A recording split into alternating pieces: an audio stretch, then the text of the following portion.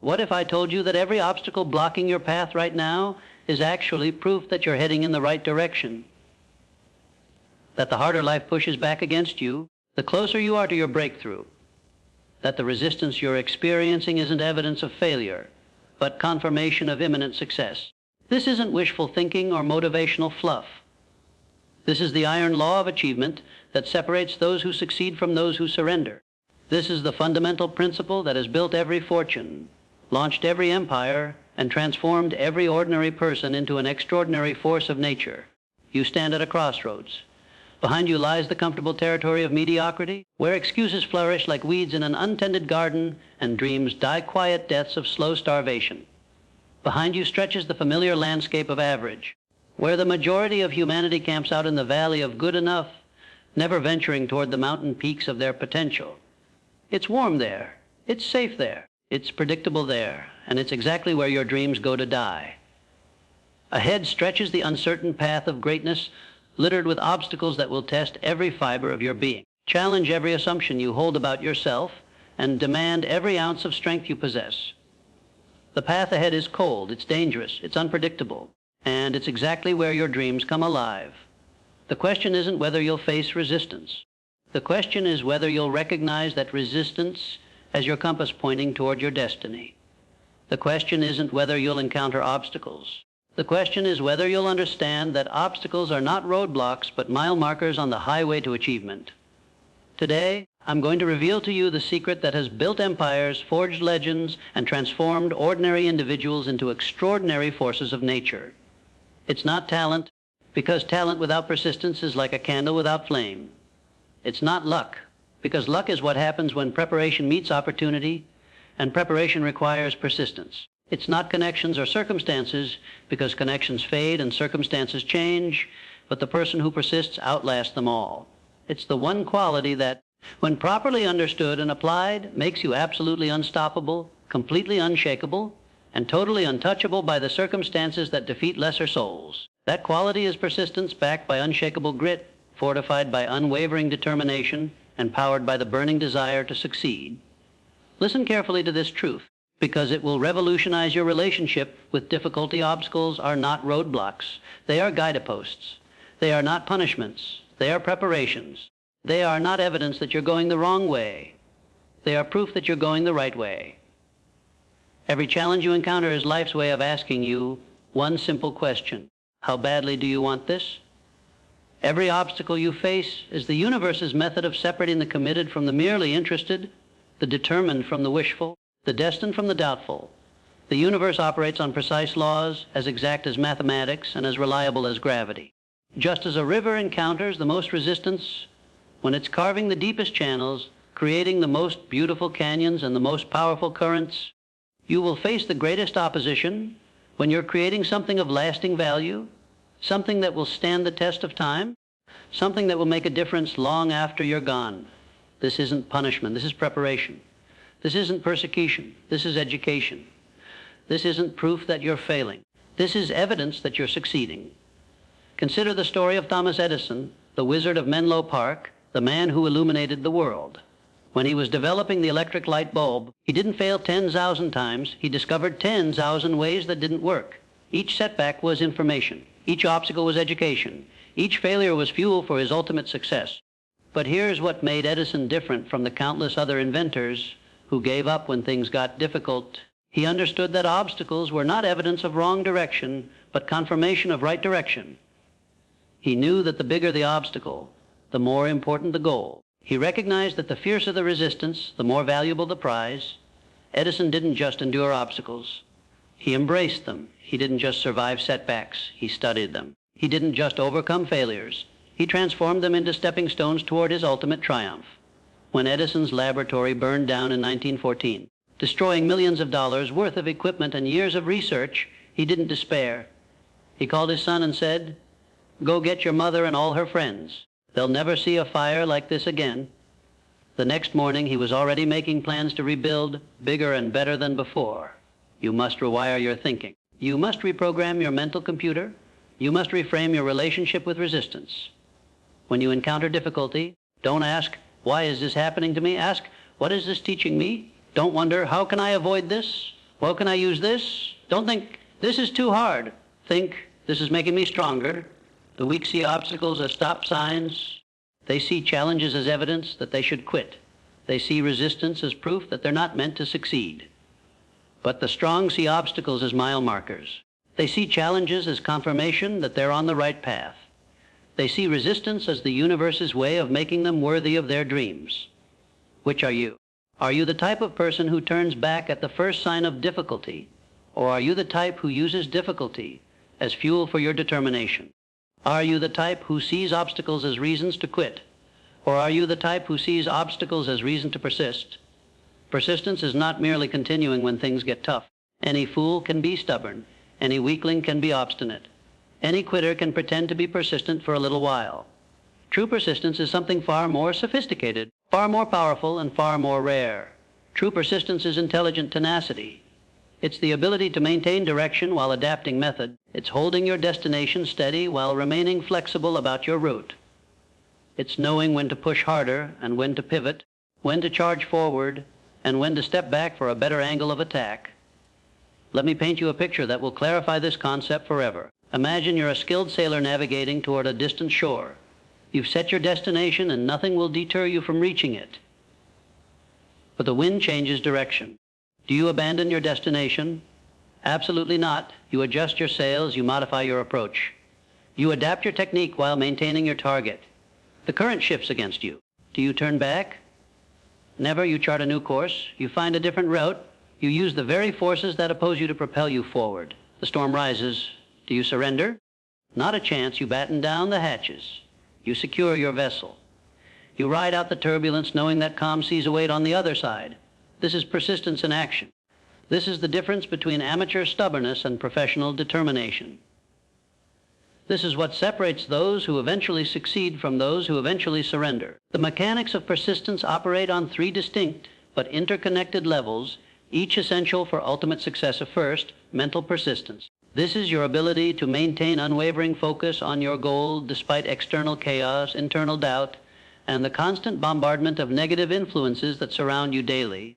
Your mind must become like a fortress, impenetrable to doubt, immune to discouragement, and resistant to the opinions of small thinkers who project their limitations onto your possibilities. Mental persistence means training your mind to reject thoughts that don't serve your goals. It means developing the discipline to focus on solutions rather than problems, possibilities rather than limitations, opportunities rather than obstacles. It means building mental muscles that grow stronger under pressure rather than weaker. Consider the mind of a chess grandmaster. In the heat of competition, with the clock ticking and the pressure mounting, the grandmaster doesn't panic. The grandmaster doesn't doubt. The grandmaster doesn't surrender to emotion. The grandmaster calculates, evaluates, and executes with precision. This is mental persistence in action. Second, emotional persistence. This is your capacity to feel fear and move forward anyway, to experience disappointment and try again, to face rejection and keep reaching, to encounter setbacks and keep advancing. Your emotions must serve your goals, not control them. Your feelings must inform your decisions, not dictate them. Emotional persistence doesn't mean becoming emotionally numb. It means becoming emotionally intelligent. It means understanding that emotions are temporary visitors, not permanent residents. It means recognizing that you can feel discouraged and still take action, feel afraid and still move forward, feel uncertain and still maintain faith in your eventual success. The emotionally persistent person doesn't wait to feel confident before taking action. They take action and confidence follows. They don't wait for fear to disappear before moving forward. They move forward and fear transforms into excitement. They don't wait for certainty before committing. They commit and certainty emerges through action. Third, physical persistence. This is your willingness to take action day after day, even when you don't feel like it, even when progress seems invisible, even when every muscle in your body screams for rest and every bone in your body begs for comfort. Your body must become the willing servant of your determined mind, the faithful executor of your unwavering will. Physical persistence means showing up when you don't want to show up. It means doing the work when the work isn't fun. It means maintaining your standards when lowering them would be easier. It means keeping your commitments when breaking them would be more comfortable. Here's a practical exercise that will build your persistence muscle stronger than any motivational speech ever could for the next 90 days. Choose one action that moves you toward your most important goal and perform it daily, regardless of how you feel, regardless of what's happening around you, regardless of whether you see immediate results. Make this action specific, make it measurable, make it challenging but achievable. Most importantly, make it non-negotiable. This simple practice will transform your entire relationship with commitment and teach you that you are far more capable than you ever imagined. Here's a truth that will revolutionize your relationship with failure. Every setback contains within it the seed of equivalent or greater benefit. This isn't optimistic thinking. This is strategic thinking. This isn't wishful hoping. This is intelligent analysis. When you learn to mine the gold from your setbacks, you become absolutely unstoppable. But most people never learn this skill. They experience a setback and immediately begin the process of surrender. They encounter a failure and start looking for the exit. They face a rejection and begin planning their retreat. They miss the opportunity hidden within the obstacle. They overlook the lesson embedded in the loss. They fail to see the gift wrapped inside the disappointment. Consider the Great Chicago Fire of 1871. It destroyed virtually everything in its path, consuming over 17,000 buildings, leaving 100,000 people homeless, and causing millions of dollars in damage. It was a catastrophe of unprecedented proportions. But from those ashes rose a city more magnificent than before, more beautiful than anyone had imagined, more powerful than it had ever been. The fire didn't defeat Chicago. It revealed Chicago's true potential. It forced the city to rebuild with better materials, improved designs, and more ambitious plans. It created opportunities for architects, engineers, and entrepreneurs who transformed a regional town into a world-class metropolis. Your setbacks are your fires. They burn away the non-essential. They reveal what truly matters. They force you to rebuild stronger, smarter, and more resilient than before. They create opportunities for growth that would never have existed without the initial destruction. But here's the crucial distinction that separates winners from losers. Setbacks only transform into comebacks when you extract the lesson and apply it. Without learning, a setback is just a setback. Without growth, a failure is just a failure. Without adaptation, a mistake is just a mistake. But with learning, setbacks become setups for your next level of success. With growth, failures become foundations for your future achievements. With adaptation, mistakes become stepping stones toward your ultimate destination. When you face your next major obstacle, and you will face one because obstacles are the price of ambition, ask yourself these transformative questions. What skill is this situation demanding I develop? Every obstacle is a curriculum. Every challenge is a course. Every setback is a semester in the university of life. What subject is life trying to teach you right now? What weakness is this exposing that I need to strengthen? Obstacles have a way of revealing our vulnerabilities, highlighting our limitations, and exposing our areas for improvement. Instead of being embarrassed by these revelations, be grateful for them. You can't fix what you can't see. What opportunity is hidden within this challenge? Every problem contains within it the raw materials for a solution. Every obstacle contains within it the elements for advancement. Every setback contains within it the components for a comeback. How can I use this experience to help others facing similar difficulties? Your pain has purpose when it prevents others from experiencing the same suffering. Your struggles have meaning when they become stepping stones for others to climb. Your setbacks have value when they become comebacks that inspire others to persist. The answers to these questions will transform you from a victim of circumstances into a victor over circumstances. They will change you from someone who is acted upon by events to someone who acts upon events. They will elevate you from the level of effect to the level of cause. Small actions, consistently applied, create massive results. This is the compound effect in action, and it's one of the most powerful forces in the universe. Just as a penny doubled daily becomes over $5 million in 30 days, your daily efforts compound into extraordinary achievements that seem impossible from your current vantage point. But here's what most people don't understand about the compound effect. It's invisible in the early stages. You plant seeds daily and see no immediate harvest. You take action consistently and observe no obvious progress. You invest effort repeatedly and witness no dramatic transformation. This is where most people quit. They stop watering their seeds just before they were about to sprout. The compound effect operates like bamboo. The Chinese bamboo tree is planted, watered, and fertilized, but nothing happens for 4 years, nothing. Then, in the 5th year, it grows 90 feet in 6 weeks. The question is, did the bamboo tree grow 90 feet in 6 weeks, or did it grow 90 feet in 5 years? The answer is obvious. It grew 90 feet in 5 years. The first 4 years were spent developing the root system necessary to support the spectacular growth that followed. Your persistence during the invisible stage determines your success during the visible stage. Every day you continue when others would quit, you're building roots that will eventually support massive growth. Every action you take when no one is watching, you're creating momentum that will eventually become unstoppable. Every effort you make when progress seems impossible, you're establishing patterns that will eventually produce extraordinary results. Think of it this way. Every action you take is a vote for the type of person you wish to become. Skip the workout and you vote for weakness. Avoid the difficult conversation and you vote for mediocrity. Quit when things get hard and you vote for failure. Compromise your standards and you vote for average. But show up when you don't feel like it and you vote for strength.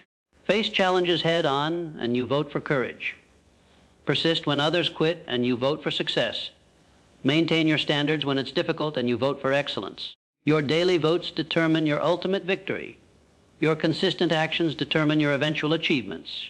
Your repeated choices determine your final destination. Here's a profound truth that will change how you view your daily activities. You are always in training. Every day, you're either training for success or training for failure. Every moment, you're either building strength or building weakness. Every choice, you're either moving toward your goals or away from them. The person who exercises daily is training for health, vitality, and longevity. The person who reads daily is training for knowledge, wisdom, and understanding. The person who practices their craft daily is training for mastery, excellence, and achievement. But the person who watches television daily is training for passivity, mediocrity, and stagnation. The person who complains daily is training for victimhood, negativity, and powerlessness. The person who procrastinates daily is training for failure, disappointment, and regret. What are you training for? Are your daily actions preparing you for the life you want to live, or are they preparing you for the life you want to avoid? Are your consistent choices building the person you want to become, or are they building the person you're afraid of becoming? Mental toughness isn't about being hard or callous. It's not about suppressing emotions or ignoring pain. It's not about being insensitive or uncaring. True mental toughness is about being unshakable in your commitment to your goals while remaining flexible in your methods. It's about developing the ability to think clearly under pressure, to maintain composure during chaos, and to make decisions based on logic rather than emotion. Mental toughness is the ability to remain calm in the storm, focused in the chaos, and determined in the face of defeat. It's the capacity to maintain your vision when others lose theirs, to hold your ground when others retreat, and to advance when others surrender. Here's a fundamental truth that will transform your understanding of success. Your external world is a reflection of your internal world. If your internal world is chaotic, your external world will be chaotic. If your internal world is disciplined, your external world will reflect that discipline. If your internal world is strong, your external world will demonstrate that strength. This means that the real work of achievement happens inside your mind. The real battle for success is fought between your ears. The real victory is won in the private moments when no one is watching, when you choose to think thoughts that serve your goals rather than thoughts that sabotage them. Mental toughness is developed through deliberate practice, just like any other skill. Just as you build physical strength by lifting weights, you build mental strength by facing challenges head-on. Just as you develop physical endurance by pushing through fatigue, you develop mental endurance by persisting through difficulties. Every time you do something difficult, you're depositing strength in your mental bank account. Every time you face your fears, you're building courage. Every time you persist through discomfort, you're developing resilience. Every time you maintain your standards when it's easier to lower them, you're constructing character. Let me share a technique that has transformed countless lives, the 5-minute rule. When you face a task you're avoiding, a challenge you're dreading, or a goal you're postponing, commit to working on it for just 5 minutes. Not 5 hours, not 5 days, just 5 minutes, often starting as the hardest part. The anticipation of difficulty is usually worse than the difficulty itself. The fear of pain is usually greater than the pain itself. The dread of discomfort is usually more uncomfortable than the discomfort itself. But here's what happens when you apply the 5-minute rule. You discover that the task isn't as difficult as you imagined. You find that you have more strength than you realized. you learn that you're more capable than you believed. And often, momentum carries you forward long past the initial 5 minutes. But here's the deeper principle behind the 5-minute rule. Mental toughness is built through keeping commitments to yourself. Every time you do what you say you'll do, you build trust with yourself. Every time you follow through on your promises to yourself, you strengthen your self-respect. Every time you honor your word to yourself, you increase your confidence in your ability to achieve your goals. Conversely, every time you break a commitment to yourself, you erode that trust. Every time you fail to follow through on your promises to yourself, you weaken your self-respect. Every time you dishonor your word to yourself, you decrease your confidence in your ability to succeed. Your word to yourself must be sacred. It must be unbreakable. It must be worth more than gold, more valuable than silver, more precious than diamonds. Because your relationship with yourself is the foundation upon which all other relationships are built. If you can't trust yourself, how can you expect others to trust you? If you don't respect yourself, how can you expect others to respect you? If you don't believe in yourself, how can you expect others to believe in you? The moment you make other people's opinions more important than your own inner knowing, you surrender your power. The moment you need their approval to feel worthy, you become their prisoner. The moment you allow their judgment to determine your value, you hand over control of your life to people who have no stake in your success. This is one of the most critical principles of achievement. True strength comes from within. It comes from knowing who you are, what you stand for, and where you're going regardless of what others think, say, or do. This doesn't mean being arrogant or dismissive of feedback. It means being centered in your own values and vision. The majority of people live their entire lives seeking approval from others. They dress to impress people they don't even like. They pursue careers that don't fulfill them because those careers look impressive to others. They make decisions based on what others will think rather than what they know is right. But here's the tragic irony: the approval you seek from others is usually coming from people who are also seeking approval from others. The validation you crave from external sources is usually coming from people who are also craving validation from external sources. You're seeking strength from weakness, seeking confidence from insecurity, seeking power from powerlessness. History is filled with individuals who were ridiculed, rejected, and dismissed by their contemporaries, only to be vindicated by their results. The Wright brothers were called dreamers and told that human flight was impossible. Henry Ford was called a fool for believing that common people would want automobiles. Michael Jordan was cut from his high school basketball team because his coach thought he wasn't good enough. What separated these individuals from their critics wasn't superior talent, although they certainly developed superior skill. What separated them wasn't favorable circumstances, although they certainly created favorable circumstances. What separated them was superior belief in themselves and their vision. They had developed independence from external validation. They had learned to trust their own judgment over the judgment of others. They had discovered that the only opinion that truly mattered was their own, filtered through their own values, aligned with their own vision, and supported by their own actions. Here's a practical exercise that will build your independence muscle and strengthen your self-reliance. For the next 30 days, make one decision daily based solely on your own judgment, not on what others might think. Start small. Choose your clothes based on what you like, not what's fashionable. Eat where you want to eat, not where others expect you to eat. Take the route you prefer, not the route others suggest. This practice will build your independence muscle. It will remind you that you have the power to choose your own path. It will reinforce that your opinion matters, your preferences are valid, and your judgment is trustworthy. But understand, this independence from external validation doesn't mean isolation from others. It doesn't mean ignoring all feedback or rejecting all advice. It means filtering everything through your own judgment, your own values, and your own vision. It means being selective about whose opinions you value and whose judgments you consider. Seek advice from people who have achieved what you want to achieve. Listen to feedback from people who have succeeded where you want to succeed. Consider opinions from people who have traveled the path you want to travel.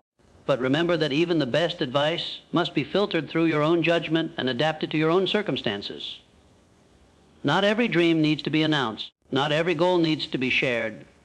Not every plan needs to be publicized. Sometimes the most powerful thing you can do is work in silence and let your results speak for themselves. There's profound wisdom in strategic silence. When you share your plans with everyone, you often dissipate the energy needed to execute them. You receive premature validation for work not yet done. You invite opinions from people who have no stake in your success. You open yourself to the dream killers who disguise their jealousy as concern, their fear as wisdom, their limitations as your reality.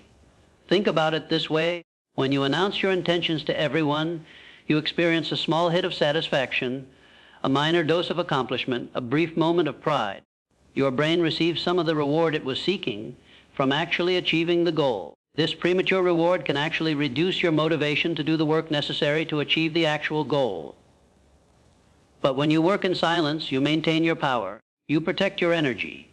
You preserve your motivation. You avoid the energy drain that comes from explaining, defending, and justifying your dreams to people who don't understand them. Strategic silence doesn't mean being secretive or antisocial. It doesn't mean avoiding all communication about your goals. It means being selective about who deserves access to your dreams. It means sharing your plans only with those who have earned the right to hear them. Who has earned the right to hear your dreams? People who have achieved what you want to achieve. People who have demonstrated their ability to support rather than sabotage. People who have proven their loyalty through their actions, not just their words. People who have shown that they can maintain confidence and provide constructive feedback. Share your plans with your mentors because they have the experience to guide you. Share your plans with your true friends because they have the heart to support you. Share your plans with your advisors because they have the wisdom to counsel you. But don't share your plans with everyone because not everyone deserves access to your dreams. Here's another reason for strategic silence, but allows you to change course without losing face. When you announce your plans to everyone, you create public pressure to stick with those plans even when they're not working. You become invested in appearing consistent rather than being effective. You choose looking good over doing good. But when you work in silence, you maintain flexibility. You can pivot when necessary. You can adapt when appropriate. You can change direction when required. You can be guided by results rather than opinions, by effectiveness rather than appearances, by success rather than stubbornness. Let your results do the talking. Let your achievements speak louder than your words ever could. Let your success serve as your announcement, your accomplishment as your advertisement, your victory as your validation. When you finally reveal what you've been working on, when you finally share what you've accomplished, when you finally announce what you've achieved, the impact will be far greater than any premature announcement could ever be. In a world of instant everything, the ability to delay gratification has become a superpower. In an age of immediate satisfaction, the capacity to wait for better rewards has become a competitive advantage. In a time of instant results, the willingness to work for long-term benefits has become a distinguishing characteristic of those who achieve extraordinary success. Those who can sacrifice immediate pleasure for long-term gain will always defeat those who can't. Those who can invest in their future selves will always outperform those who live only for today. Those who can delay gratification will always accomplish more than those who demand instant satisfaction. This principle is demonstrated perfectly in the famous Stanford marshmallow experiment. Children were given one marshmallow and told they could eat it immediately, or they could wait and receive 2 marshmallows. The children who could resist eating the first marshmallow to receive the second one showed greater success in virtually every area of life decades later. They had higher SAT scores, demonstrating superior academic performance. They had better physical health, showing greater self-discipline in diet and exercise. They had lower rates of substance abuse, proving greater resistance to destructive impulses. They had more successful relationships, indicating better emotional regulation and social skills. The ability to delay gratification predicted success more accurately than IQ, more reliably than socioeconomic status, and more consistently than any other single factor the researchers measured. But here's what most people don't understand about delayed gratification. It's not about deprivation. It's about investment. It's not about sacrifice. It's about strategy. It's not about punishment. It's about priorities. The ability to delay gratification is the ability to invest in your future self. It's choosing the gym over the couch because you're investing in your future health. It's choosing the book over the television because you're investing in your future knowledge. It's choosing the difficult but important task over the easy but meaningless one because you're investing in your future success. Every time you choose delayed gratification over immediate satisfaction, you're making a deposit in your future success account. Every time you choose long-term benefit over short-term pleasure, you're building strength for future challenges. Every time you choose what's important over what's immediate, you're creating momentum toward your ultimate goals. But here's the secret to making delayed gratification easier. You need a compelling vision of your future. When you can see clearly where you're going, temporary sacrifices feel like investments rather than deprivations. When you can visualize your ideal future, present difficulties feel like stepping stones rather than stumbling blocks. Create a vivid picture of your ideal future. Make it so clear you can see it. Make it so detailed you can describe it. Make it so compelling you can feel it. Make it so emotionally charged that present sacrifices feel like small prices to pay for future rewards. Write down your vision. Draw it, visualize it daily. Make it so real in your mind that achieving it becomes inevitable. So clear in your imagination that working toward it becomes automatic. So compelling in your heart that persisting toward it becomes irresistible. But remember this, delayed gratification isn't about never enjoying yourself. It's about enjoying yourself strategically. It's about making conscious choices about when to indulge and when to invest. It's about being intentional with your pleasures rather than impulsive with your impulses. Here's a paradox that will change your life. The more attached you are to specific outcomes, the less likely you are to achieve them. The more you need something to happen, the more desperate energy you project, and desperation repels success like a magnet repels opposite poles. This seems counterintuitive.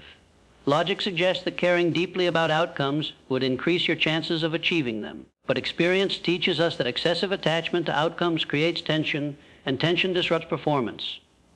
Tension clouds judgment. Tension attracts the very thing you're trying to avoid.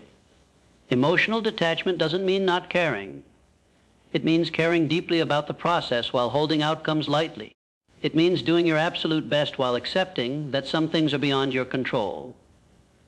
It means being passionate about your efforts while being peaceful about your results. This principle is beautifully illustrated in the story of the master archer. The amateur archer aims at the target, focuses on the target, and thinks constantly about hitting the target. The result is tension, pressure, and inconsistent performance. But the master archer doesn't aim at the target. The master archer becomes one with the bow, the arrow, and the process of shooting.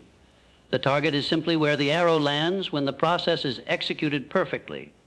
When you become emotionally attached to specific outcomes, you create tension, you generate pressure, you produce anxiety, you manufacture stress.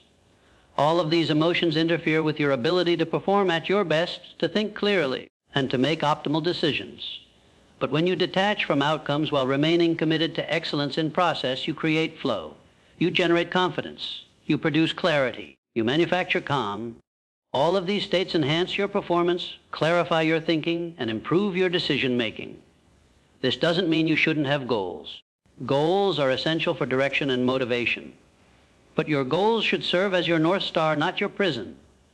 They should guide your actions, not control your emotions. They should inspire your efforts, not create your anxiety. Focus on what you can control: your effort, your attitude, your preparation, your persistence, your learning, your growth, your improvement. These are the factors that ultimately determine your success, and they're completely within your power to influence. Release what you can't control: other people's decisions, market conditions, timing, circumstances, competition, external factors. These elements will always be beyond your direct influence, and excessive focus on them will only create frustration and distraction. Here's a practical technique for developing emotional detachment. After you've done everything within your power to achieve a particular outcome, mentally release it.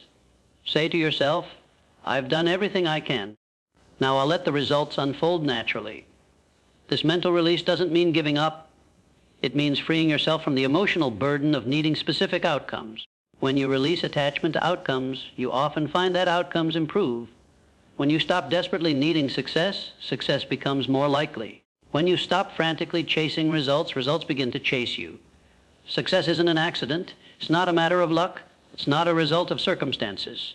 Success is a system. And like any system, it can be designed, refined, and replicated. Your job is to create a personal success system that works for you, and then work that system relentlessly. Every successful person has a system. They don't rely on motivation because motivation is temporary, fleeting, and unreliable. They don't depend on inspiration because inspiration is unpredictable, sporadic, and uncontrollable. They have systems that produce results regardless of how they feel, regardless of what's happening around them, regardless of external circumstances. Your system should be like a well-oiled machine that operates smoothly, efficiently, and consistently. It should be designed to produce results automatically, to generate progress systematically, and to create momentum continuously. Your personal success system should include several key components, daily non-negotiables. These are actions you take every single day, regardless of circumstances, regardless of how you feel, regardless of what else is happening in your life. These actions should be directly related to your most important goals and should be simple enough to maintain consistently. Examples might include reading for 30 minutes every morning, exercising 4 times per week, writing for 1 hour daily, making 5 sales calls each day, or practicing a skill for 45 minutes daily. The key is to choose actions that compound over time and to make them absolutely non-negotiable. Weekly reviews. This is scheduled time to assess your progress, evaluate your performance, and adjust your course. During your weekly review, you should ask yourself what worked well this week, what didn't work well this week, what do I need to change or improve next week, what lessons did I learn, what progress did I make toward my goals. Monthly goals, these are specific, measurable targets that move you toward your larger vision. Monthly goals should be challenging enough to stretch you, but achievable enough to maintain motivation. They should be broken down into weekly milestones and daily actions.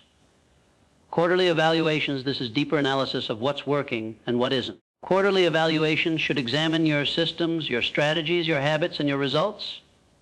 They should identify patterns, recognize trends, and reveal opportunities for improvement. Annual planning. This is setting direction for the year ahead. Annual planning should include reviewing the previous year's results, setting goals for the coming year, and designing systems to achieve those goals. It should be comprehensive, strategic, and aligned with your long-term vision. But here's the crucial point: your system must be simple enough to follow consistently. Complexity is the enemy of execution. The best system is the one you actually use, not the one that looks impressive on paper. The most effective system is the one you can maintain during busy periods, stressful times, and challenging circumstances. Start with one daily non-negotiable. Choose something that's directly related to your most important goal. Make it simple. Make it specific. Make it measurable. Most importantly, make it something you can do regardless of circumstances. Master that one daily non-negotiable. Make it automatic. Make it habitual. Make it as natural as brushing your teeth. Then, and only then, add another element to your system. Build your system gradually, ensuring each component becomes habit before adding the next. Remember, you're not just building a system. You're building a new identity. You're becoming the type of person who has systems, who follows through on commitments, who produces results consistently. Your system should be designed around your natural rhythms, your personal preferences, and your individual circumstances. Don't try to copy someone else's system. Design a system that fits your life, matches your personality, and aligns with your goals. Your environment shapes your behavior more than your willpower ever could. This is one of the most underestimated factors in success.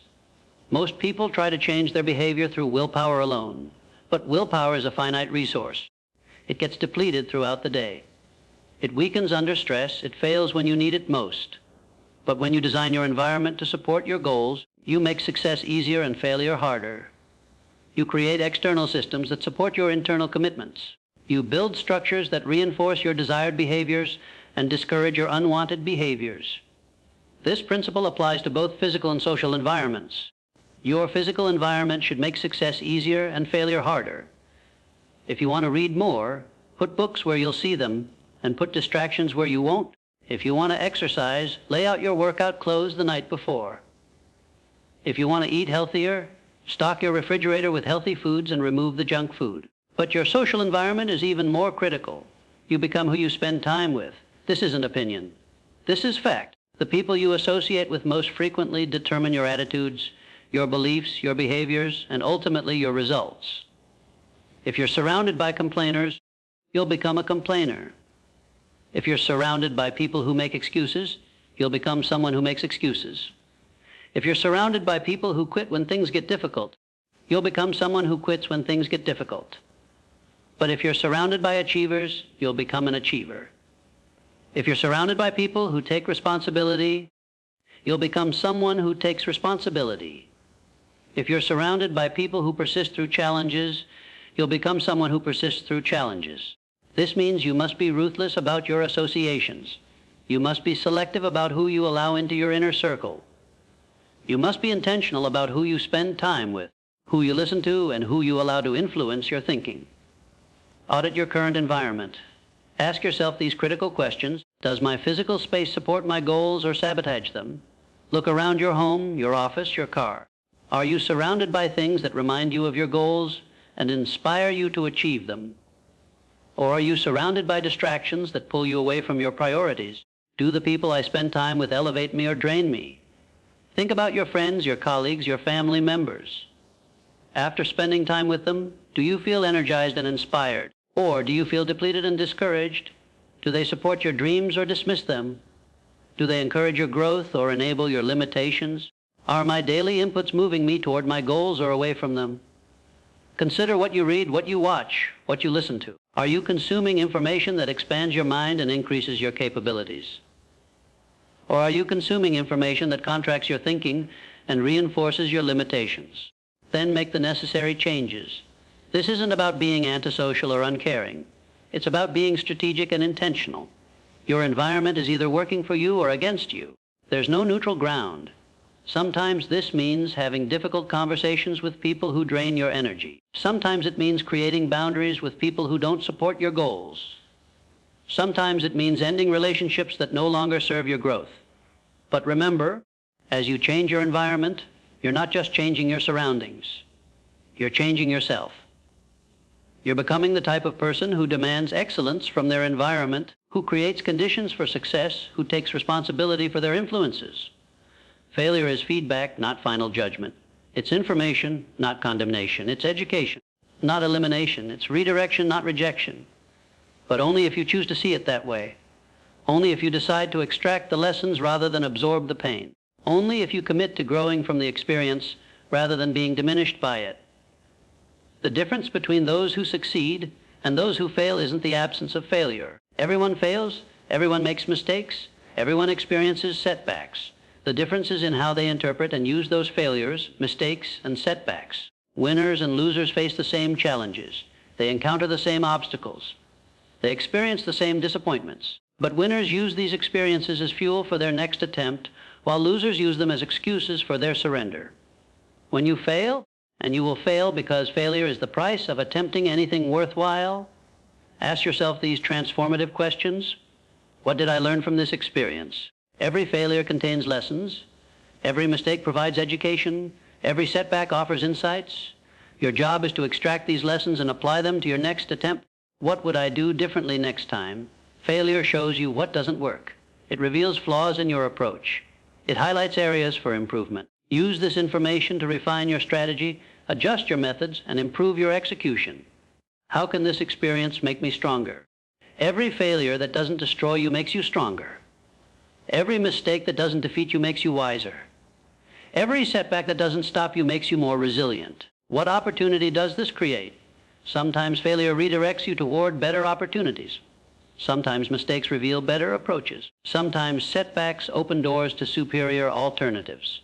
But here's the advanced principle that separates the truly successful from the merely persistent. Don't just learn from your failures. Learn from them faster than your competition. The speed of learning determines the speed of earning. The rate of adaptation determines the rate of achievement. Create a failure resume. Document your failures, the lessons learned, and how you applied those lessons. This practice will help you see failure as valuable data rather than personal defeat. It will help you recognize patterns in your mistakes and accelerate your learning process.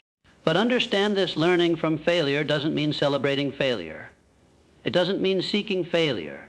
It doesn't mean being careless with your efforts. It means being prepared for failure, extracting value from failure, and using failure as a stepping stone to success.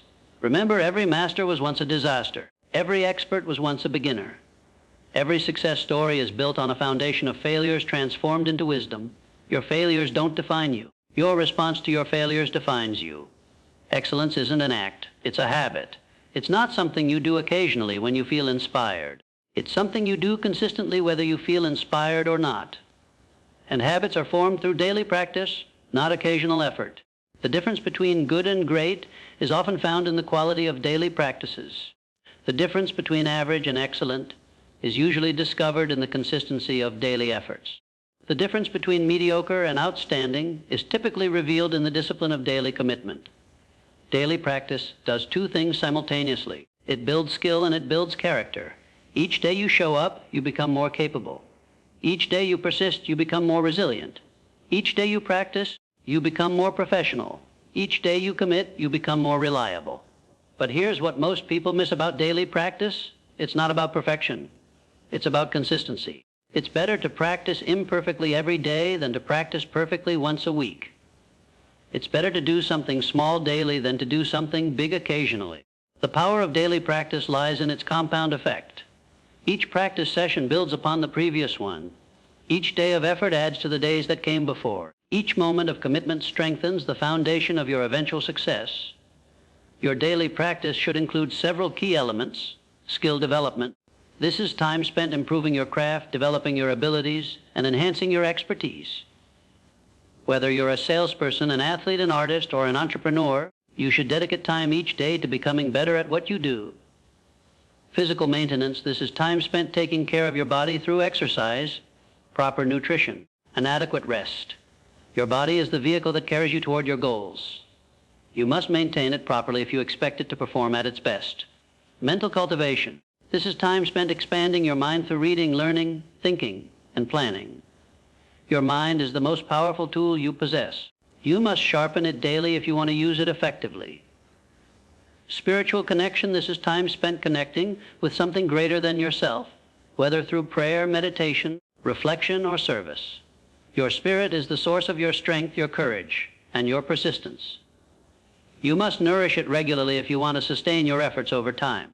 The key is to make your practice non-negotiable.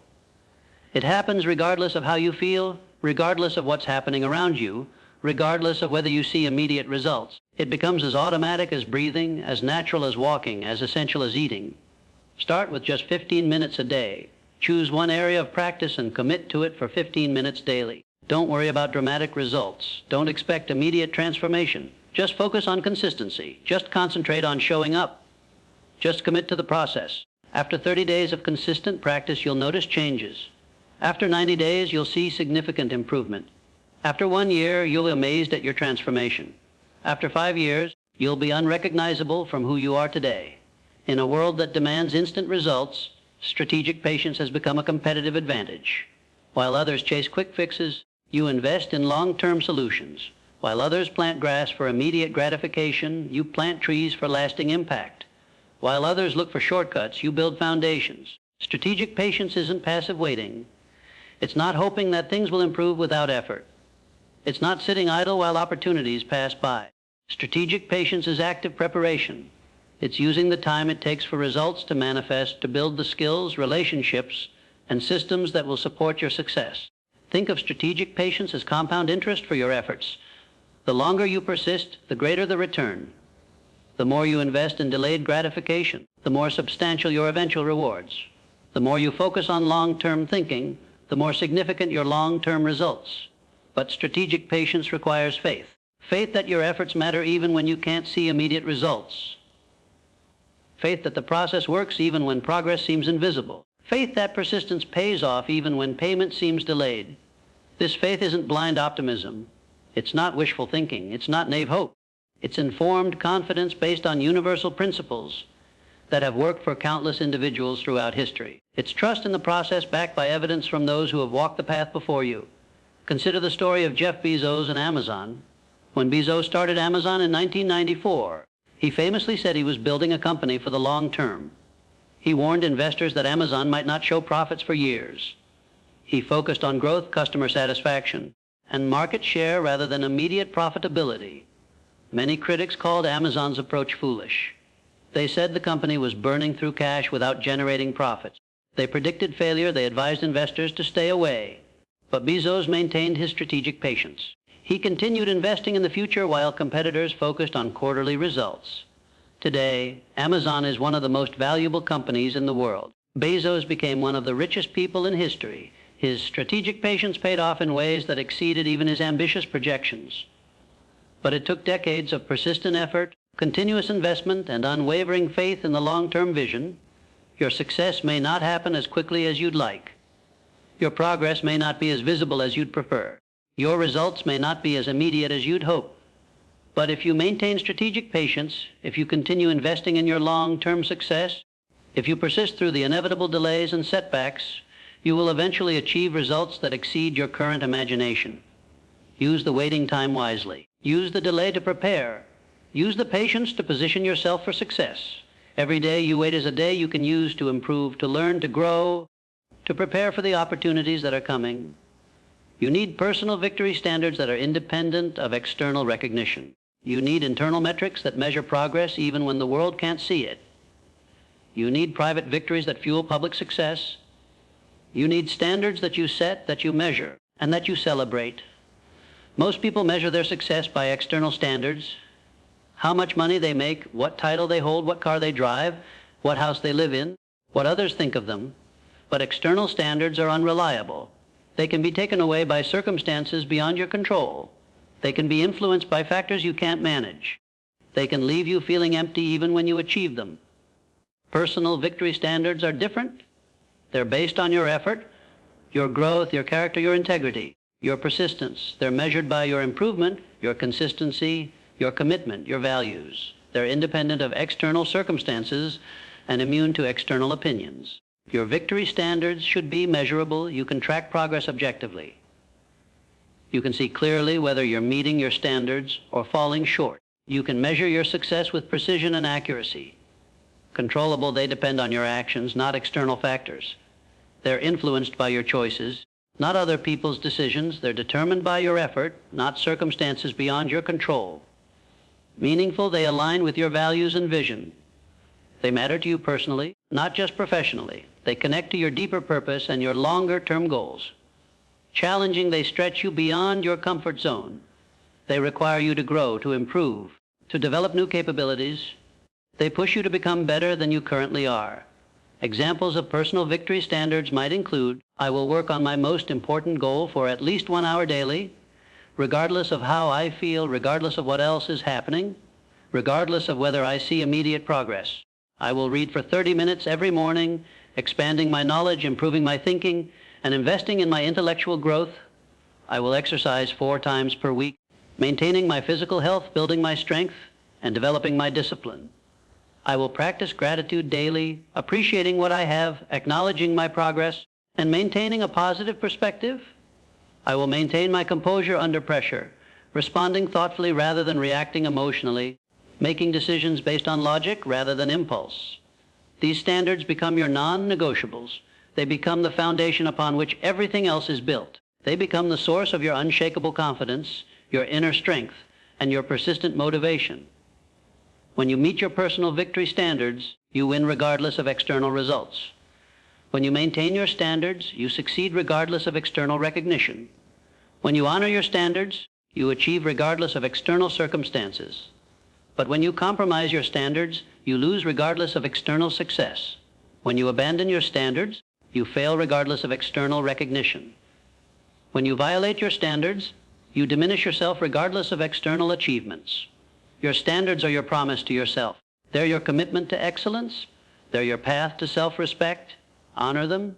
Maintain them. Let them guide you toward the person you're meant to become. Small wins create large victories. Minor improvements create major transformations. Tiny changes create tremendous results. This is the compound effect in action, and it's one of the most powerful forces you can harness in your pursuit of success. Most people underestimate the power of small wins because they're looking for dramatic breakthroughs, overnight transformations, and instant success.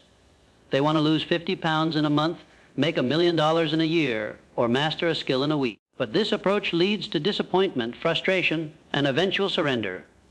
The compound effect teaches us that small improvements, consistently applied, create extraordinary results over time. A 1% improvement daily doesn't seem like much.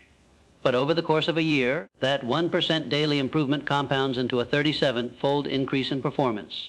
Consider the British cycling team. For decades, they were mediocre at best. They had won only one Olympic gold medal in their entire history. But when Dave Brailsford became their performance director, he implemented a philosophy of marginal gains. He looked for tiny improvements in every aspect of their performance. They redesigned the bike seats to be more comfortable. They tested different massage oils to improve recovery. They hired a surgeon to teach the riders proper hand washing techniques to avoid illness. They even painted the inside of the team truck white to spot dust that might affect bike performance. None of these improvements was dramatic. Each one represented only a marginal gain. But when combined, these small improvements created extraordinary results. The British cycling team went on to dominate Olympic cycling, winning 16 gold medals over the next 2 Olympic Games.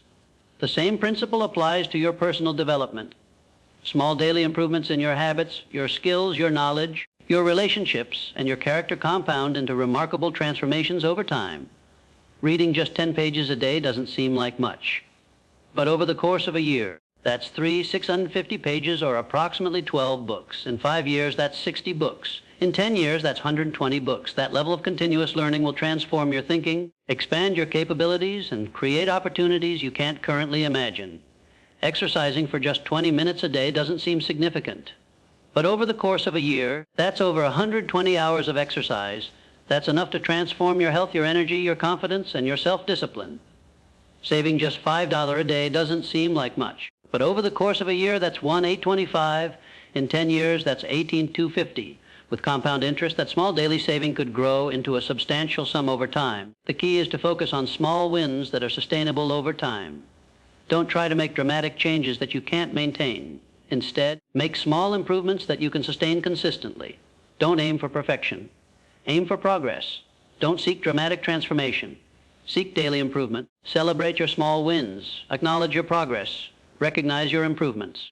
These celebrations reinforce the behavior and increase the likelihood that you'll continue the positive changes. Setbacks are not the end of your story. They're the beginning of your comeback.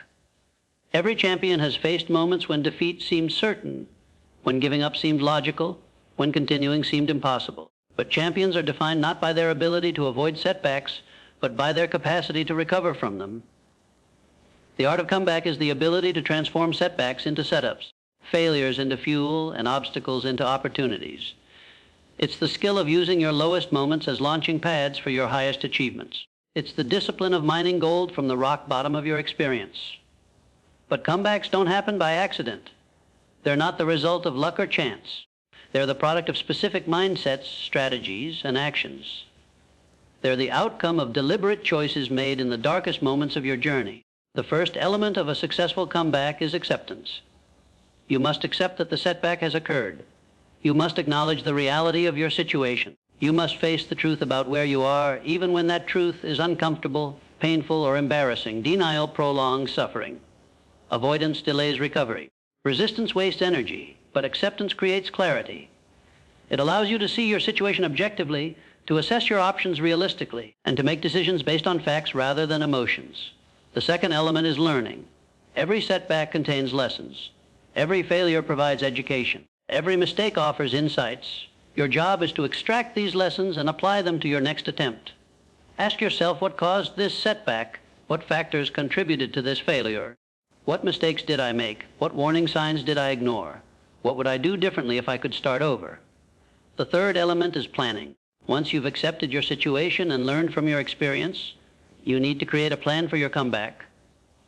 This plan should be specific, realistic, and actionable. It should address the factors that contributed to your setback and incorporate the lessons you've learned. Your comeback plan should include clear goals for your recovery, specific actions you'll take to achieve those goals, deadlines for measuring your progress, resources you'll need to support your efforts, potential obstacles, and how you'll handle them. The fourth element is action. Plans without action are just dreams. Learning without application is just entertainment. Acceptance without movement is just resignation. You must take concrete steps toward your comeback, even when you don't feel ready, even when you're not sure of the outcome, even when the path forward seems unclear. Start small. Take one action today that moves you toward your comeback. Then take another tomorrow, and another the day after that. Build momentum through consistent action, not dramatic gestures. The fifth element is persistence. Comebacks take time. They require patience, perseverance, and unwavering commitment. You'll face moments when progress seems slow, when obstacles seem insurmountable, when giving up seems like the logical choice. But remember, every comeback story includes a moment when the comeback seemed impossible. Every champion has faced a point when victory seemed out of reach. Every success story includes chapters of doubt, discouragement, and difficulty. Your comeback is not a destination. It's a journey. It's not an event. It's a process. It's not a moment. It's a movement. And every step of that journey is building the strength, the character, and the resilience that will define your ultimate success. The time for excuses has ended. The time for delay has passed. The time for action is now. You have absorbed the principles. You have learned the strategies. You have heard the stories. Now you must apply what you've learned to your own life, your own goals, your own dreams. You have a choice to make. You can continue living as you have, accepting mediocrity as your ceiling, settling for less than you deserve, or you can decide today to become the person you were meant to be. You can decide today to pursue the life you were meant to live. You can decide today to achieve the success you were meant to achieve. But understand this, the choice isn't made once. It's made every single day, every single hour, every single moment. Every time you face resistance, you choose to push through or give up. Every time you encounter an obstacle, you choose to find a way around it or use it as an excuse to quit. Every time you experience a setback, you choose to learn from it or be defeated by it. Or your future self is counting on the decisions you make today. Your dreams are waiting for you to become worthy of them. Your destiny is calling, but you must answer with action, not just intention. You must respond with commitment, not just enthusiasm. You must reply with persistence, not just passion. Here's what I want you to do right now. Before you leave this place, before you return to your normal routine, before you allow the momentum of this moment to fade first, choose one goal that matters deeply to you. Not something small and safe that you know you can achieve without effort. Not something that will impress others but doesn't inspire you. Choose something that scares you and excites you simultaneously. Choose something that will require you to grow, to stretch, to become more than you currently are. Write it down. Make it specific. Make it measurable. Make it meaningful. Make it yours.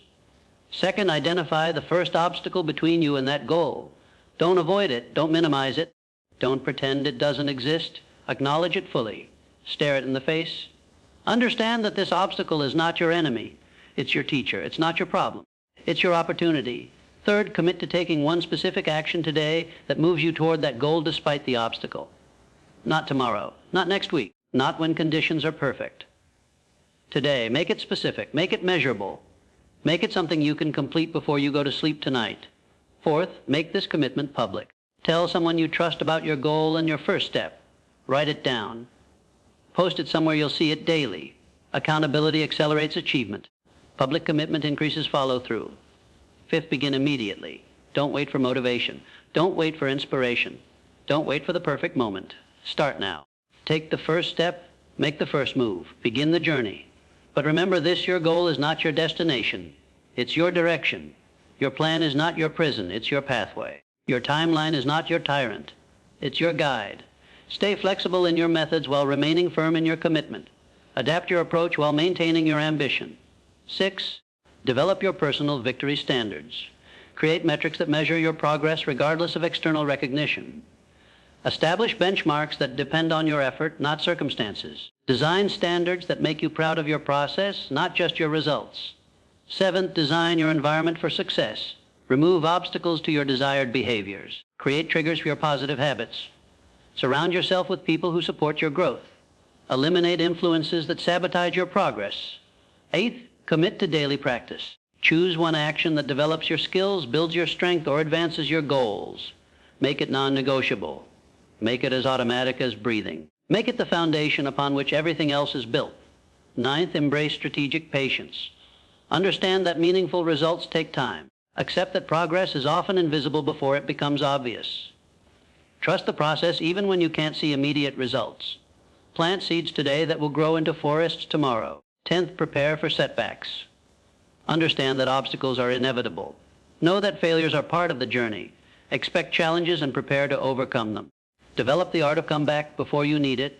Remember, the world doesn't owe you anything. Success isn't guaranteed. Victory isn't promised.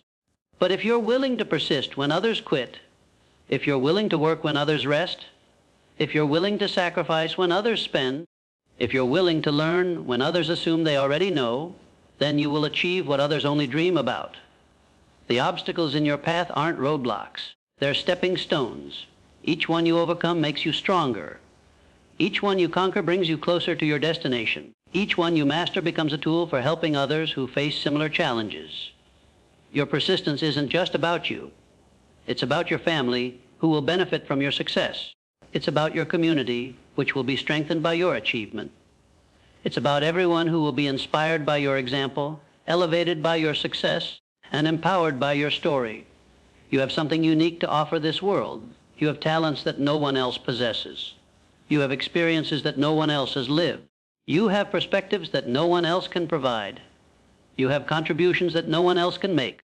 But the world will never receive what you have to offer unless you develop the persistence to discover it, the courage to develop it, and the determination to deliver it. Your gifts are not just for you. They're for everyone whose life you will touch, whose problems you will solve, whose dreams you will help fulfill. The world needs what you have to offer, but it needs you to be persistent enough to develop it, courageous enough to share it, and resilient enough to protect it. It needs you to be strong enough to endure the challenges, wise enough to learn from the setbacks, and determined enough to overcome the obstacles. Your time is now. Your moment is here. Your opportunity is before you. You have heard the principles. You have learned the strategies. You have received the tools. Now you must use them. Now you must apply them. Now you must live them. The question isn't whether you can succeed. The question is whether you will succeed. The question isn't whether you have the ability. The question is whether you have the commitment.